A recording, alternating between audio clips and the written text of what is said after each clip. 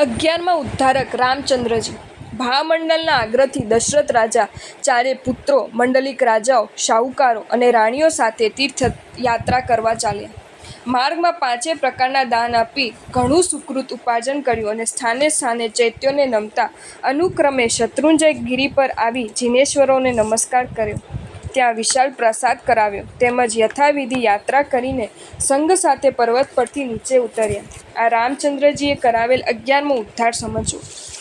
આગળ ચાલતા ચંદ્રપ્રભાસ નગરમાં સીતાએ પોતે કરાવેલ નવીન ચૈત્યમાં ચંદ્રપ્રભુની સ્થાપના કરી ગુરુ મહારાજ પાસે પ્રતિષ્ઠા કરાવી, પૂજા ભક્તિ કરી, ગુરુને પ્રતિલાભી તીર્થમાં પ્રભાવના કરી, ત્યાંથી રેવતગીરીએ જઈ નેમિનાથ પ્રભુની પૂજા કરી, સુપાત્ર દાન આપી તીર્થોદ્ધાર કર્યો.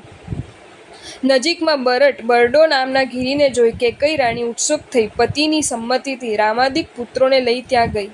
તે ગિરિ ઉપર બરડા રાક્ષસે કરાવેલું શ્રી નેમિનાથ પ્રભુનું ચૈત્ય હતું. તેમાં મોટો ઉત્સવ કરી યાચકોને ઘણું દાન આપ્યું અને તે ચૈત્યને જીર્ણ થયેલું જોઈ તેનો ઉદ્ધાર કર્યો અને પુનઃ શ્રી નેમિનાથ પ્રભુની સ્થાપના કરી.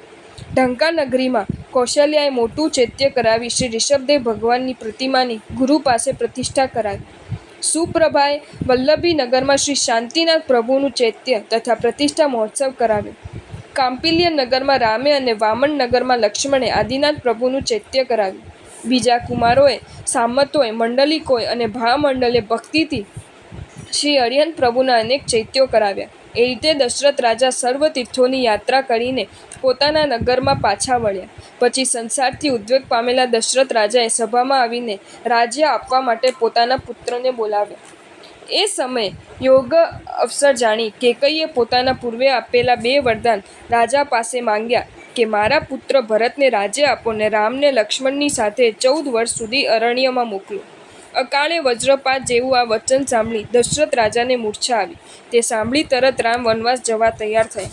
એમની સાથે સીતા અને લક્ષ્મણ પણ ચાલ્યા. તેમના જવાથી જેમ મસ્તક વિના શરીર ન શોભે તેમ રામ રહિત અયોધ્યા નગરી શોભા રહિત થઈ ગઈ. દશરથે પોતાના રાજ્ય ઉપર ભરતને બેસાડી સત્યભૂતિ મુનિની પાસે વ્રત ગ્રહણ કર્યું. અરણ્યમાં પ્રવાસ કરતા રામ આદિ ગંભીરા નદીને ઉતારીને વડના વૃક્ષને નીચે બેઠા. ત્યાં રામચંદ્રે લક્ષ્મણને કહ્યું, ભાઈ લક્ષ્મણ, આ દેશ કોઈના ભયથી હમણાં જ ઉજ્જડ થયેલો જણાય છે, કેમ કે વૃક્ષો બધા રસ રહિત છે અને ધાન્યના ખળા ધાન્યથી ભરેલા પડ્યા છે.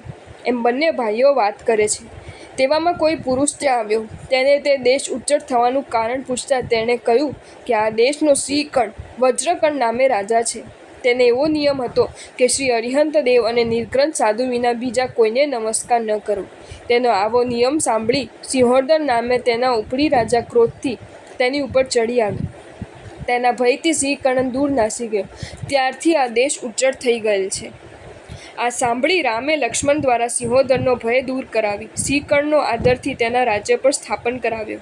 ત્યાંથી રામ આગળ ચાલ્યા. ત્યાં એક સ્થાનકે 2 વિદ્યાધર મુનિઓ આકાશમાંથી નીચે ઉતર્યા. સીતાએ ભક્તિથી તેમને વહોરાવ્યું એટલે દેવોએ ત્યાં સુગંધી જળની વૃષ્ટિ કરી. તેની સુગંધ સૂંઘવા જટાયુ નામનો એક પક્ષીરાજ ત્યાં આવ્યો. બંને મુનિરાજ પાસેથી ધર્મોપદેશ સાંભળી જટાયુને જાતિ સ્મરણ જ્ઞાન થયું. તેને જીન ધર્મમાં સ્થિર કરીને તે બંને મુનિ આકાશ માર્ગે શાશ્વત અરિહંત પ્રતિમાઓને વંદન કરવા લાગ્યા. આ બાજુ તીર્થંકર ભગવાન શ્રી અજિતનાથ પ્રભુ વિચરતા હતા. ત્યારે રાક્ષસ દ્વીપમાં રહેલી લંકા નગરીમાં રાક્ષસ વંશમાં ગણવાહન નામે રાજા હતો. રાક્ષસોનો ઇન્દ્ર ભીમે પોતાના પૂર્વજન્મના મોટા ભાઈ ગણવાહનને રાક્ષસી વિદ્યા આપી હતી. તેથી તે રાક્ષસ વંશ કહેવાયો. ગણવાહનનો પુત્ર મહારાક્ષસ નામે થયો. તેનો પુત્ર દેવ રાક્ષસ થયો. તે દીક્ષા લઈને મોક્ષે ગયો. એવી રીતે તે રાક્ષસ વંશમાં ઘણા રાજાઓ થયા. અનુક્રમે શ્રી શ્રેયાંશનાથ ભગવાનના તીર્થમાં કીર્તિધવલ નામે રાક્ષસ રાજા થયો. તેને વેતાળીય ગિરિ ઉપરથી શ્રીકંઠ નામના ખેચરને લાવી વાનર દ્વીપ વસાવ્યો. ત્યાં 300 યોજનના વિસ્તારવાળા કિષ્કિંધ નામના પર્વત ઉપર કિષ્કિંધા નામે નગરી તેની રાજધાની થઈ. ત્યાં રહેનારા સર્વ લોકો વાનરનું ચિહ્ન રાખતા હતા અને અનુક્રમે તેઓને વાનર જેવું શરીર થાય તેવી વિદ્યા પણ સાધી હતી.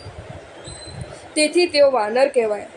શ્રીકંઠ ખેચર પછી વજ્રકંઠ ઇત્યાદિ ઘણા રાજાઓ તેના વશમાં થયા. ત્યાર પછી ત્યાં શ્રી મુનિસુવ્રત પ્રભુના તીર્થમાં ઘનોદધિ નામે રાજા થયો.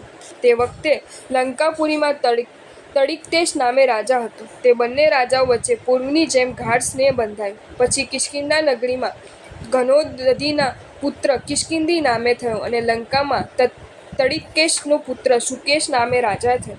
વિદ્યાધરના રાજા અશની વેગે તે બંનેને જીતી લીધા. તેથી કિષ્કિંધી અને સુકેશ પાતાળ લંકામાં જતા રહ્યા. ત્યાં સુકેશને ઇન્દ્રાણી નામની સ્ત્રીથી માળી, સુમાળી અને માલ્યવન નામે 3 પુત્રો થયા અને કિષ્કિંધીને શ્રીમાળા નામે સ્ત્રીથી આદિત્ય અને ઋક્ષરાજા નામે 2 પુત્રો થયા.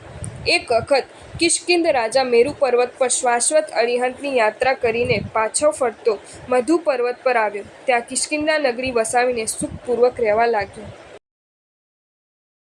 જો તમને આ વિડીયો ગમ્યો હોય તો આ વિડીયોને લાઈક કરો અને મારી ચેનલ જૈન ફેક્ટ્સ એન્ડ સ્ટોરીઝને સબસ્ક્રાઈબ કરો. ધન્યવાદ.